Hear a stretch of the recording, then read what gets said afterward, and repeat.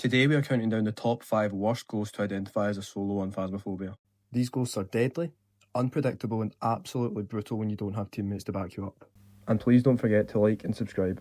Starting off our list are the twins. The twins have twice the activity and are twice the headache. These ghosts mimic having two ghosts in the house. One twin interacts normally, while the other can trigger events in a totally different room. Here is how to identify them. Look for interactions happening far apart but in a short time span. For example, like the kitchen door slamming immediately followed by an object being thrown. Next is their speed when hunting. The aggressive twin starts hunts faster and moves quicker, while the passive twin starts slower. Next, the twins also have the ability to make EMF spikes feel inconsistent or unusually frequent. Next, in fourth place, is the Revenant, which is known for its speed when hunting. The Revenant behaves normally while roaming, but after spotting you it becomes one of the fastest ghosts in the game. And here's how to identify it quickly and safely. During hunts, you need to avoid the ghost as best you can and do not get into its line of sight. The safest way to identify the Revenant is to find a safe place to hide from the ghost and listen to its footsteps. Always remember that if you're hiding, you won't be able to listen to the footsteps speeding up and you will need to listen to the unusually slow footsteps instead. We are now into our podium spots, and in third place we have the Raiju. The Raiju is a very unique ghost that loves all things electrical and speeds up around all electronics.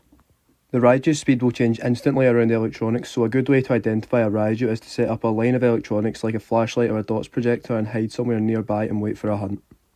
During the hunt, you will need to be able to listen to the ghost speed changing around your electronics that you have set up. You should also be aware that with electronics around the Raiju, it can hunt earlier at around 65% sanity instead of the usual 50%. Now in second place we have the Fae, which is the only ghost that ages over time. I know what you're thinking, that sounds confusing, but don't worry, I've simplified it for everyone. I like to think of there being two different stages when it comes to the Fae, which is the early game and the late game. The early game is when the Fae is most active and aggressive, but in the late game the ghost becomes very quiet and will rarely interact or throw objects. During the late game the ghost will become very slow and will be easy for you to outrun if you aren't hiding anywhere during a hunt. Here's what will happen in the early game and the late game.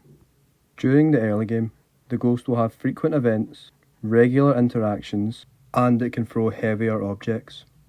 During the late game, it's the opposite. The ghost becomes very quiet, will rarely interact, and has minimal ghost events.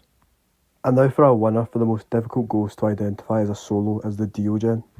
The Diogen is like no other ghost and can track you at all times, so unlike the other ghosts, hiding isn't an option.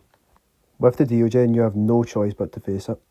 The Diogen is also unique because when it's far away from you, it'll be very fast, but when it gets close to you, it becomes very slow. Because the Diogen becomes so slow, it is easy for you to find an area to loop the ghost, which means letting it chase you around something like the kitchen counter or the car in the garage. And now that I've ranked my top 5, feel free to rank your own top 5 in the comments, and thanks for watching.